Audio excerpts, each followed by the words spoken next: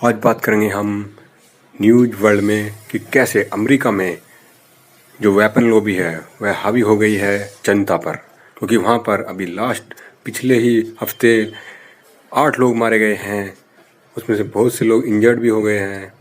तो उसके लिए क्या करा है अमेरिका सरकार ने? जी हाँ, वहाँ की न्यूज़ मीडिया में ये खबर प्रमुखता से छाई हुई है कि वहाँ पर कैसे मास शूटिंग हो रही है और उस शूटिंग के कारण लोग मारे जा रहे हैं, क्योंकि वहाँ की जो वेपन लॉबी है वह नहीं चाहती कि वेपन बंद हो वहाँ पर बिकने। लेकिन जो आम जनता है वह मर रही है। कभी वहाँ पर कोई यूनिवर्सिटी में हमला होता है, कभी किसी यूनिवर्सिटी में हमला होता है, कभी किसी स्कूल में हमला होता है, और इन्हीं हमलों के कारण वहाँ पर निर्दोष लोग मारे जा रहे हैं। लेकिन वहाँ की जो जनता है वो तो तड़प रही है, लेकिन वहाँ की जो वेपन लॉबी है वे नहीं चाहती कि किसी भी कारण से उनके जो वेपन्स बिकने हैं वे बंद हो जाएं, क्योंकि उन वेपन्स के कारण ही उनका जो धंधा चलता है, इन धंधों के कारण ही उनकी इकोनॉमी, अमेरिका की इकोनॉमी बहुत आगे जा रही है। अमेरिका करता ही क्या है, अमेरिका दुनिया को अपने हथियार बेचता है। उसकी जो जीडीपी है उसमें हथियारों की जो बिक्री है उसका एक बहुत बड़ा हिस्सा होता है। इसी बिक्री के कारण अमेरिका के पास इतना पैसा आता है, चाहे वह छोटे हथियार हों या बड़े हथियार हों। यहाँ तक कि वह अपने देश में ही अपने ही लोगों को खुलकर हथियार रखने की अनुमति देता है। उसके लिए किसी खास लाइसेंस की जरूरत नहीं होती जैसे कि इंडिया में होती है। लेकिन वहाँ पर आप किसी भी दुकान से कोई भी हथियार ले सकते हैं बिना किसी खास परमिशन के। लाइसेंस की जरूरत तो होती है, लेकिन कोई इतना ज़्यादा खास लाइसेंस की आवश्यकता आपको नहीं होती है। इसी कारण से वहाँ के लोग आसानी से कभी भी हथियार लेकर किसी पर भी हमला कर देते हैं, और वे किसी भी दुकान से या किसी भी मार्केट शॉप से, इसी तरह की दुकानों पर, वहीं आसपास ही दुकान होती है और वहाँ पे ले लेते हैं। पहले ओबामा प्रशासन ने इस पर रोक लगाने की कोशिश की थी, लेकिन डोनाल्ड ट्रंप के आते ही यह सब पॉलिसी बंद हो गई थी, तो ओबामा प्रशासन इसमें फेल हो गया था। लेकिन अब बाइडन पे यह दबाव आ गया है कि वह इसको बंद करें, क्योंकि भारत में आप देखिए कि इस तरह के कानून बहुत सख्त हैं कि किसी को भी लाइसेंस मिल जाए बड़ी आसानी से। यहाँ पर लाइसेंस मिलना एक महाभारत के समान है। आप बड़े लोग हैं तो आपको आसानी से मिल सकता है, लेकिन जैसे ही क्योंकि आप छोटे लोग हैं तो आपको बहुत ही मुश्किल है लाइसेंस मिलना। भारत में मिल तो जाएगा लेकिन बहुत ही मुश्किल है।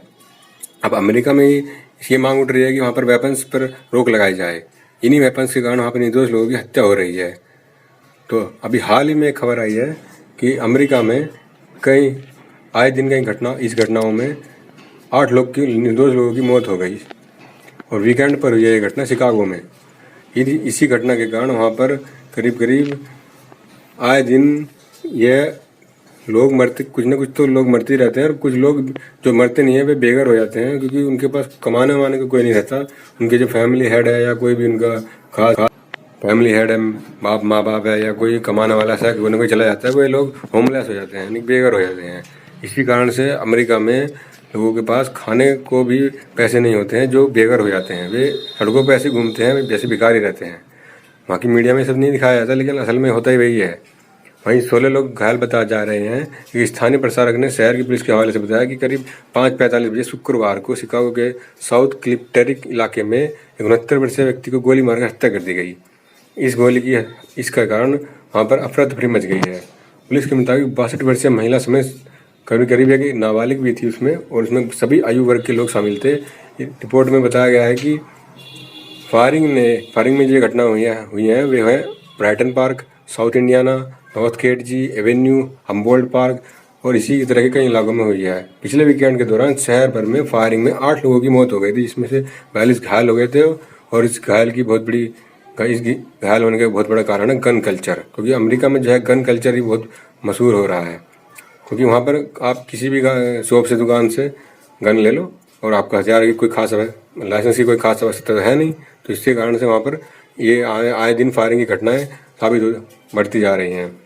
और ये चिंता की बात है। अमेरिका में चिंता बहुत जताई जा रही है कि करीब 2022 में अब तक 140 से अधिक सामूहिक गोलाबारी की घटनाएं हो चुकी हैं, और प्रतिदिन एक संगठन है वो 7,500 से अधिक डेटा एकत्रित करता है। इसी कारण से अमेरिका में चिंता की बनी हुई है कि क्या वहाँ पर एक बहुत बड़ा कानून लाया जाए, क्योंकि वहाँ पर घोस्ट गन कल्चर भी है।